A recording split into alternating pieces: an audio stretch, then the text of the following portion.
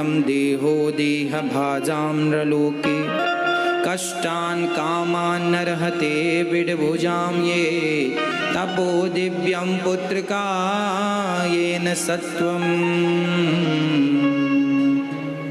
शुद्ध्यैद्यस्मात् ब्रह्म सौख्यं त्वनन्तम्। ये शरीर हमें क्यों मिला है, ये सवाल है। ये मनुष्य का शरीर हमें क्यों मिला है, काहे के लिए मिला है? अरे मनुष्य का शरीर भोग विलास के लिए नहीं मिला। हमारा शरीर भगवान ने हमें भगवान को प्राप्त करने के लिए दिया है। इस शरीर से भगवान को पा लिया जाए तो जरी जीवन सार्थक है। एक बात बताएं, 84 लाख योनियां हैं, चींटी से लेकर हाथी तक। इन 84 लाख योनियों में केवल मनुष्य के पास ही इतनी समझदारी है कि वह भगवान की कथा सुन के ध्यान लगा के भगवान को पा सके। अन्य किसी योनियों में इतनी समझदारी हो आप जितनी, तो मुझे बताओ। भगवान को क्या कुत्ते के शरीर से पाया जा सकता है? क्या बिल्ली के शरीर से कथा सुनी जा सकती है? क्या कुत्ते और हाथी के शरीर से भगवान को पाया जा सकता है? इस कलयुग में तो असंभव है। बाकी युगों में तो ठीक है, गजेंद्र नाम के हाथी ने भी भगवान को पाया था, जटायु नाम के पक्षी ने भी भगवान को पाया था। तो अन्य युगों में तो चर्चाएं हैं, पर इस कलयुग में सिर्फ मनुष्य ही भगवान को पा सकता है। इसलिए मनुष्य होकर भी भगवान को ना पाया तो फिर तुमने क्या पाया? उसे ना पाया तो क्या पाया? जिस काम को करने आए बस वही नहीं किया, बाकी सब कर लिया। इसलिए वो कर लो जिसको करने आए हो। एक बाप ने अपने बेटे को 100 रुपए दे के बाजार भेजा, जा बेटा बड़े बड़े कीमती और जड़ी बढ़िया से मौसमी फल आए हैं बाजार में, जाओ जरा 100 रुपए के फल लेके आओ। बेटा 100 रुपए के फल लेने आया तो सही, लेकिन वहाँ एक मंदारी बंदर को नचा रहा था बाजार में। वह बेटा मंदारी का खेल देखने में लगा और बंदर का नाच इतना उसे सुंदर लगा कि उसने सारे पैसे उस बंदर को प्रसन्न होकर दे दिए, खुश होकर दे दिए। मंदारी बंदर को लेकर चला गया। अब इसे स्मरण हुआ कि मेरे पिता ने मुझे बाजार फल खरीदने भेजे। ये फलों की दुकान में जब तक गया तो फलों की दुकानें बंद हो चुकी थी, कुछ खुली भी थी, तो इसके पास खरीदने को पैसे नहीं थे क्योंकि बंदर में खर्च हो गए। लौटकर अपने पिता के पास गया। पिता ने कहा चल फल ले आ। पिताजी पैसे खर्च हो गए, फल मिले नहीं। कहाँ खर्च हो गए? बता दिया, बंदर में खर्च। पैसे भी खर्च हो गए, जो काम करने गया था वो काम भी नहीं हुआ। ये छोटी सी कहानी समझ में आई हो तो अब मैं इसका सार तत्व सुनाता हूँ, सुनो। एक पिता ने 100 रुपए देकर बेटे को बाजार भेजा। इसका अर्थ है पिता है भगवान और बेटा है हम सभी को भगवान ने 100 रुपए देकर बाजार भेजा। ये संसार एक बाजार है। इस बाजार में तुम और हम 100 रुपए लेकर आए हैं। ये 100 रुपए क्या है? 100 साल की आयु। इस संसार में आप और हम कितना पैसा लेकर आए हैं? 100 रुपए। 100 रुपए मीन्स 100 वर्ष। आपके पास कितना है? ज़्यादा से ज़्यादा 100 ही होगा। कम से कम तो 70 में भी आदमी निपट जाए, 100 में, 80 में भी, 50 में भी। आपके पास अधिक से अधिक 100 वर्ष की आयु है।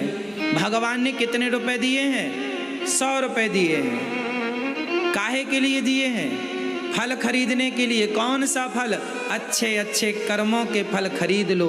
ये 100 रुपए जो हैं, ये 100 साल की आयु है। इस 100 वर्षों में अच्छे अच्छे कर्म कर लो, खूब अच्छे अच्छे कर्म पुण्य कर लो, धर्म कर लो, सत्य बोल लो, परोपकार कर लो, भलाई कर लो, अच्छे अच्छे फल यही हैं। लेकिन बेटा आया और कहाँ उलझ गया? मंदारी के खेल में। ये मंदारी का खेल क्या है? पत्नी नाचती है, पति देखता है, पति नाचता है, पत्नी देखती है, माँ बाप नाचते हैं, बच्चे देखते हैं, बच्चे नाचते हैं, माँ बाप देखते हैं। पत्नी कई बार कहती है हम सवेरे से नाच रही हैं। पुरुष कहता है तो हम कौन बैठे, हम भी तो नाच रहे हैं। मतलब तुम सब नाच ही रहे हो, कहीं पत्नी के बंदर बन के, कहीं पति के बंदर बन के।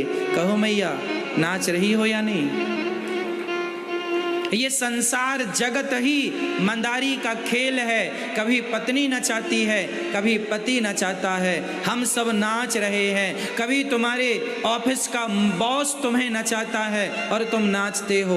क्यों जी? सारी जिंदगी काहे में गुजार दी? नाचने में गुजार दी। जैसे मंदारी के इशारों पर बंदर नाचता है, उसी प्रकार तुम और हम नाच रहे हैं, पत्नियों के इशारे पर, पतियों के इशारे पर, संसार की इच्छाओं के इशारे पर। और नाचने में कितने रुपए खर्च कर लिया? बोलो। 100 रुपए। तुम्हारी सारी उम्र कहाँ गुजर गई? नाचने में।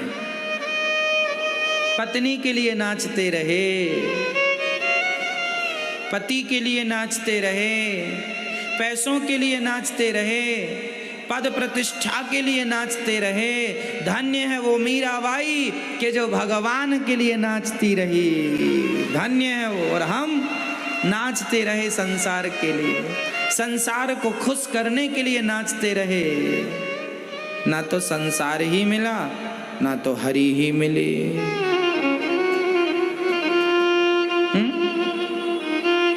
100 रुपए खर्च हो गए। एक आदमी आपके पड़ोस में रहता है, उसने एक बहुत बड़ा घर बनाया, 70-80 लाख रुपए का बढ़िया बड़ी कोठी बनाई। और जब कोठी बनाया, रात को अपने कमरे में विश्राम करने गया। वाह, सारी मेहनत कर ली है, सारी जिंदगी की कमाई इस घर में लगा दी। और जब घर में लगाया तो रात के 11-12 बजे जब उसकी गहरी नींद लगी, कमरे में सो रहा था, रात के लगभग 12 बज रहे होंगे, तभी अचानक वो जाग गया। जागा तो उसके सामने कोई खड़ा था। उसने पूछा, भाई आप कौन हैं? उसने कहा, मैं तुम्हारी मृत्यु हूं, चलो आज तुम्हें चलना है। अरे आज ही तो मैं घर में प्रवेश किया हूँ, आज ही तो गृह प्रवेश हुआ, पहली रात तो मैं सोया हूँ, अपने इतनी मेहनत से घर बनवाए, आज ही तुम लेने आए। अरे कुछ दिन तो रहने दो ना, नहीं रह सकते। क्यों? तभी उसके अंदर की आत्मा बोल पड़ी, सुनो, मैं तो खुद चाहती थी कि तुम्हारे पास कुछ दिन और रहूं, पर तुमने इतनी मेहनत कर ली है, जरूरत से ज्यादा अपने शरीर को थका लिया है, संसार की इच्छाओं को पूरी करने में तुमने शरीर का ज़्यादा उपयोग कर लिया। समय के पहले शरीर बुढ़ा हो गया, और शरीर जब जर्जर हो जाता है तो आत्मा बोली, मैं उस शरीर में ठहरती नहीं हूँ, मुझे नया शरीर चाहिए होता है। तुमने ये घर बनवाने में खूब मेहनत की है, जरूरत से ज़्यादा पैसा कमा लिया, मैं कुछ दिन और रहती, लेकिन तुम शरीर तुम्हारा जर्जर हो चुका है, जा रही हूँ कहकर आत्मा चली गई। वो आदमी उस नए घर में पड़ा रहा। अर्थ क्या निकला? आप सारी जिंदगी देखा देखी में लगा देते हैं कि उसका बड़ा घर है तो मेरा भी होना चाहिए, उसके पास बड़ी गाड़ी है मेरी भी होनी चाहिए। क्यों देखा देखी में जी रहे हो? मैं कितनी बार तुम्हें समझाऊं, बड़े घर में सुख नहीं है, बड़ी गाड़ी में सुख नहीं है। जिस दिन तुम्हें संतोष हो जाएगा अपनी घास की झोपड़ी में, उस दिन तुम दुनिया के सबसे सुखी व्यक्ति हो जाओगे। संतोष है तो सुख है, संतोष नहीं सुख नहीं। सुख पैसों में होता तो पैसे वाले सुखी हो जाते।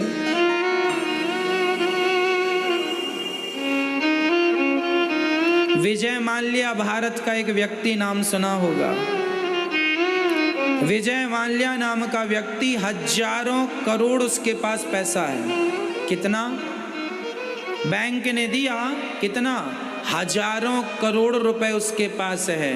पूछो जरा विजय माल्या से, क्यों जी 1000 करोड़ तुम्हारे पास रुपए है? 1000 नहीं, हजारों करोड़। क्या तुम्हें शांति मिली? शांति होती तो बेचारा भागता फिरता क्यों? भागता फिरता क्यों? भाग रहा, कभी यहाँ कभी वहाँ, कभी वहाँ कभी वहाँ, भाग रहा, छिपता हुआ भाग रहा है। शांति यदि पैसों में होती तो विजय माल्या जैसे लोग सुखी हो जाते। भागने की फिर क्या जरूरत थी? इस देश से उस देश में फरार होने की क्या जरूरत थी? यदि पैसों में सुख था तो ऐसे पैसे वाले सुखी हो जाते। पैसों में सुख नहीं है, आपकी गलत फहमी है। आपको लगता है पैसा आ जाएगा तो सुखी हो जाऊंगा। ना मेरी माँ, संतोष आ जाएगा तब तुम सुखी हो जाओगी। जब आवे संतोष धन, सब धन धूरी समान। गौधन, गजधन, बाज धन और रतन धन खान। जब आवे संतोष धन, सब धन धूरी समान। आपका ये जो स्वास्थ्य है, आपका स्वस्थ शरीर है, यही आपका सबसे बड़ा धन है। आप एक भी गोलियां नहीं खाते, आपके शरीर में एक भी दर्द नहीं है, मतलब धरती के सबसे सुखी इंसान आप हो। आप क्या चाहते हैं? आपके पास बहुत पैसा हो पर शरीर में दर्द हो, गोलियां खानी पड़ रही हो, वो अच्छा है? या बहुत आनंद से हम रह रहे हैं, पैसा भले नहीं है, शरीर अच्छा है, स्वास्थ्य अच्छा है, तो आप ज़्यादा अच्छे हैं। लेकिन आप लोग ना समझते नहीं। आपको लगता पैसा, हाय पैसा, आदमी मर रहा है पैसों के लिए। पैसा पैसा, पागल हो चुका है आदमी पैसों के लिए। आपको पता ही नहीं कि असली सुख कहाँ है। सारी जिंदगी जोड़ने में लगाते हो और जब धन जुड़ जाता है तो मर जाते हो। सारी जिंदगी आदमी जोड़ने में लगाता है और जैसे ही जोड़ा, इकट्ठा हुआ, मौत आ गई, चलो छुट्टी।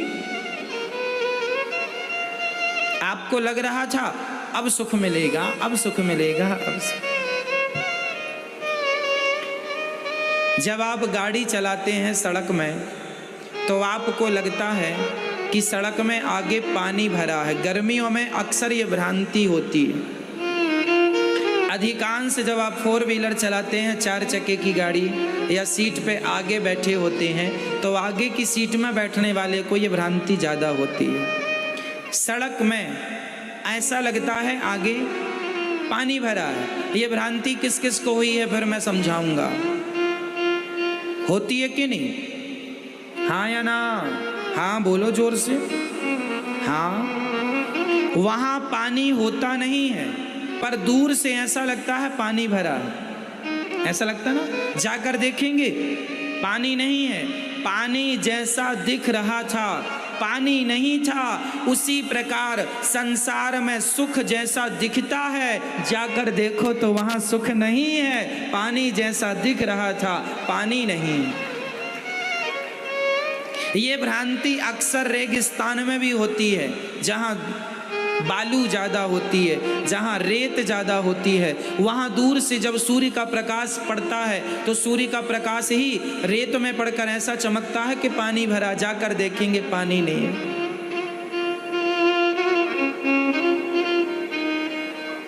मृग मारीचिका कहते हैं,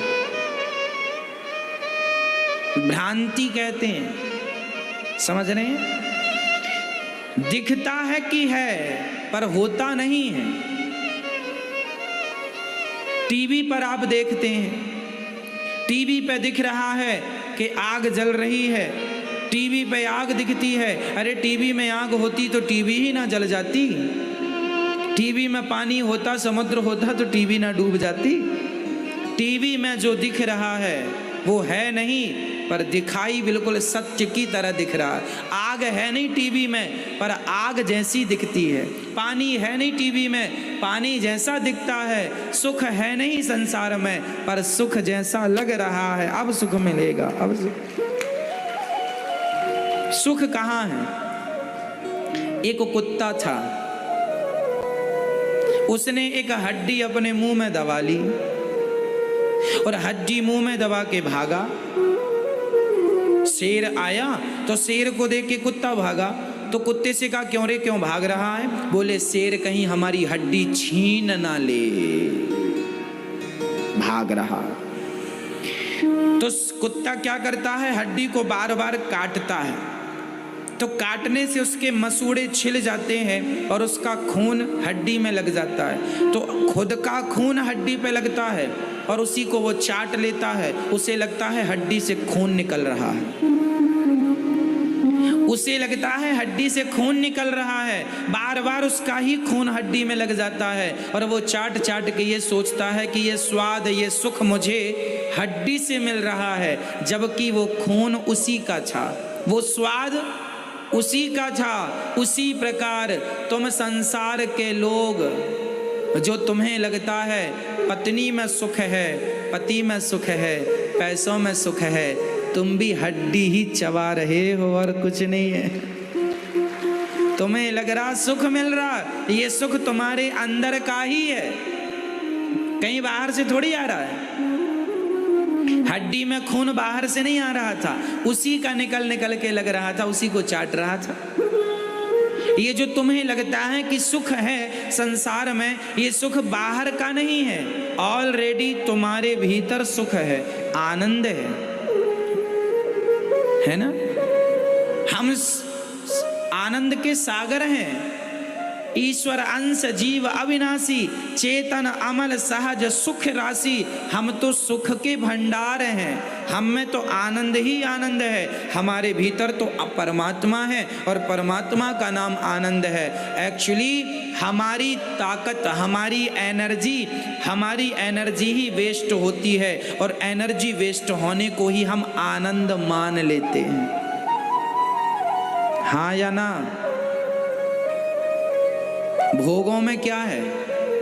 यही तो है, आपकी एनर्जी वेस्ट हो रही है और आपको लग रहा सुख मिल रहा, सुख मिल रहा। गलतफहमी है। इंसान जानता ही नहीं है कि सुख कहाँ है। जिसे तुम सुख मान रहे हो वह तुम्हारे समय के पहले बुढ़ापा आ जाएगा।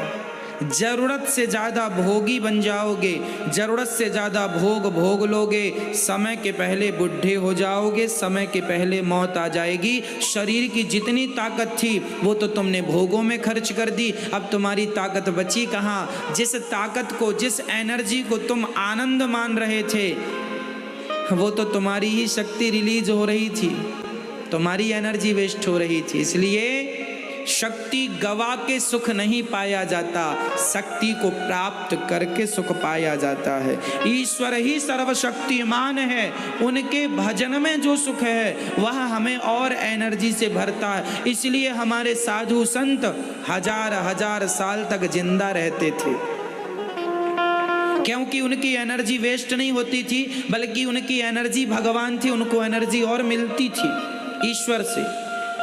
और हम लोगों अपनी एनर्जी वेस्ट करके सुख मान रहे हैं।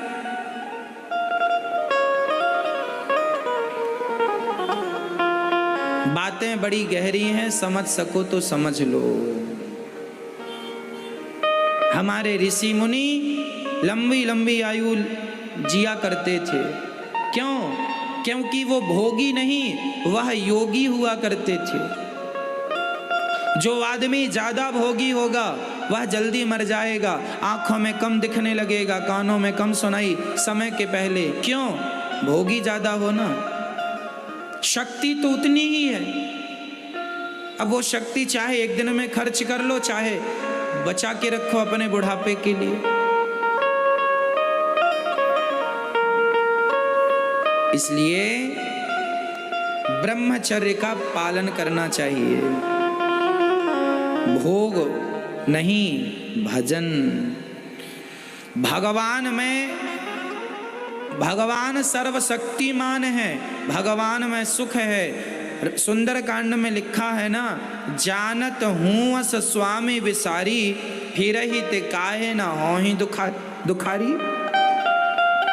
भगवान को भूल जाना ही दुख है, मन को संसार में लगाना ही दुख है। इसलिए यदि सुख चाहते हो तो सब कुछ छोड़ के मन को सब जगह से हटाकर अपने कर्तव्यों का पालन करना। मैं ये नहीं कहता कि तुम अपनी पत्नी पुत्र परिवार छोड़ दो ना जी, सबके बीच में रहना है, पर भोगी बनकर नहीं, योगी बनकर के रहना है। सबके बीच में रहना है, पर संसार का बनकर नहीं, भगवान का बन के रहना है। सबके बीच में रहना है, पर संसार की बातों के साथ नहीं, भगवान की चर्चा के साथ रहना है। सबके बीच में रहना है, नेगेटिविटी के साथ नहीं, पॉजिटिविटी के साथ। नकारात्मकता के साथ नहीं, सकारात्मकता के साथ रहना। पॉजिटिव होकर रहो, अच्छे से रहो, खुश रहो, आनंद से रहो।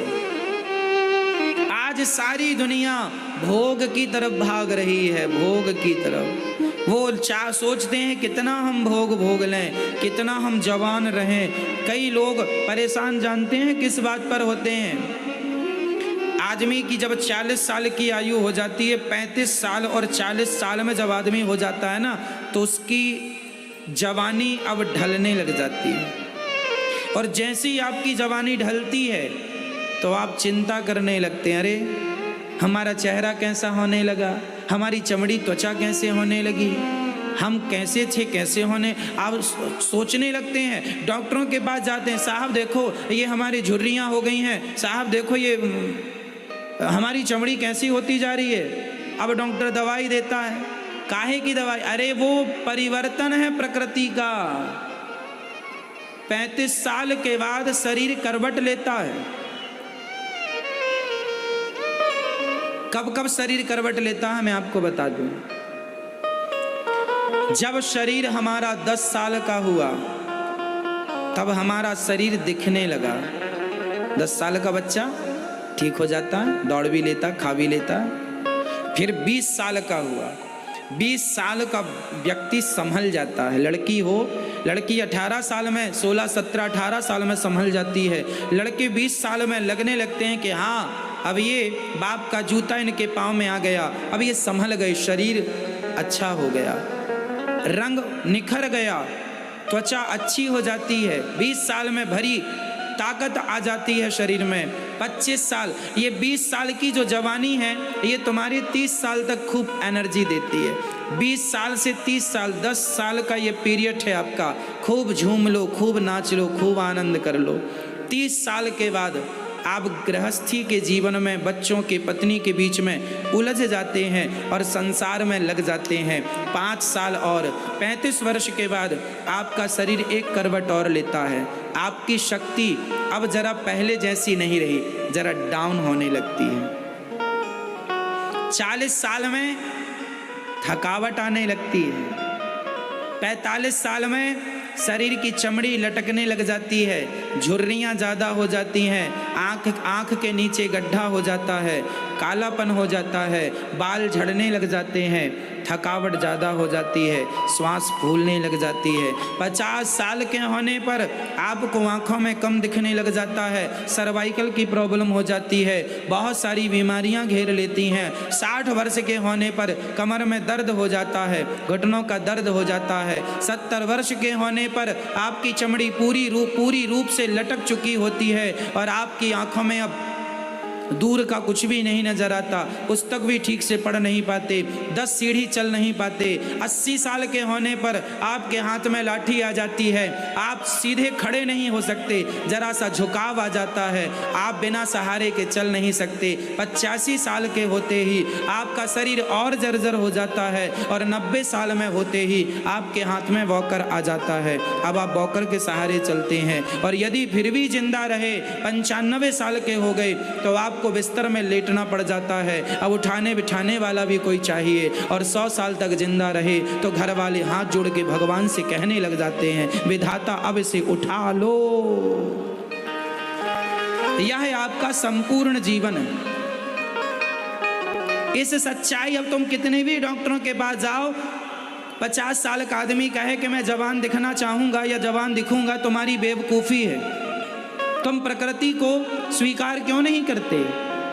कब तक तुम जवान रहना चाहोगे? कई लोग इस चक्कर में परेशान हैं, महाराज जी हम बुढ़े दिखने लग गए, हमारे बाल झड़ने लग गए, हमारे बाल पक गए। अरे वो तो होगा, तुम्हारे बाप के साथ भी ऐसे ही हुआ था, तुम्हारे दादा के साथ भी ऐसे ही हुआ था। यह प्रकृति सबके साथ यही व्यवहार करती है, यह प्रकृति का आचरण है, प्रकृति का व्यवहार है, सबके लिए है। आजकल का आदमी बुढ़ा नहीं होना चाहता। 80 साल के आदमी को भी कहो दादाजी तो गुस्सा हो जाता, क्यों रे हम बुढ़े हैं क्या? नहीं, अभी तुम पैदा हुए हो, माँ का दूध पी रहे हो। आदमी स्वीकार ही नहीं करता कि मैं बुढ़ा हो गया। 50 साल की महिला को कोई आंटी कहते गुस्सा हो जाती। आंटी कहता है मैं आंटी हूं? नहीं, अभी पैदा हुई है, 16 साल की है, दूध पीती है माँ का, 50 साल की गुड़िया है। लो, आदमी स्वीकार नहीं करता कि मैं बूढ़ा हो गया हूं, और यही स्वीकार ना करना तुम्हारे दुख का कारण है। प्रकृति के बदलाव को तुम समझते क्यों नहीं? प्रकृति सबके साथ व्यवहार एक सा करती है, हाँ या ना? क्या बदलाव हमारे अंदर नहीं होता? क्या आपके अंदर नहीं होता? अरे मेरी माँ, प्रकृति परिवर्तनशील है, इसलिए प्रकृति के परिवर्तन को स्वीकार कर लो और जैसे रखे राम जी रहना चाहिए, सीताराम सीताराम कहना चाहिए। हर हाल में प्रसन्न रहो, हर हाल में पॉजिटिव रहो, खुश रहो, खूब हंसो। इस दुनिया की सबसे बड़ी दवाई क्या है? इस धरती की सबसे बड़ी चिकित्सा क्या है? आपकी होठों की प्रसन्नता। दुनिया की कोई दवाई इतनी पावरफुल नहीं होती। आपके पॉजिटिव विचार, आपकी पॉजिटिविटी आपको सदा तरोताजा रखती है। इसलिए हाथ जोड़कर कहता हूँ मेरी माँ, मेरे दादाजी, मेरी बहनों, मेरे दोस्तों, मेरे भाइयों, हर हाल में प्रसन्न रहा करो और प्रकृति के बदलाव को महसूस किया करो और उसके साथ चलना सीखो। दवाइयाँ कब तक खाओगे? दवाइयाँ कब तक लगाओगे? परमात्मा ने जो खान पान दिया है, ज्यादा से ज्यादा आप कच्चा आहार लीजिए। कच्चा आहार टमाटर लो एक रोज सलाद के रूप में, जरा सी मूली लो, गाजर लो, चुकंदर लो, भिंडी आती है, भिंडी 2-4 साबुत कच्ची खा लिया करो, ये सलाद खाया करो, स्वास्थ्य भी अच्छा रहेगा, है ना? ज्यादा तला भुंजा ना खाया करो। खान पान बिगड़ता है तो शरीर बिगड़ता है, खान पान नहीं बिगड़ेगा तो लिख के रख लो, तुम्हारा शरीर कभी नहीं बिगड़ेगा। खान पान से शरीर है, सब कुछ है सबके घर में, लेकिन खाते ही तुम उल्टा हो। अंकुरित करके चने खा लो, अंकुरित करके दालें खा लो, शुद्ध गाय का दूध पियो,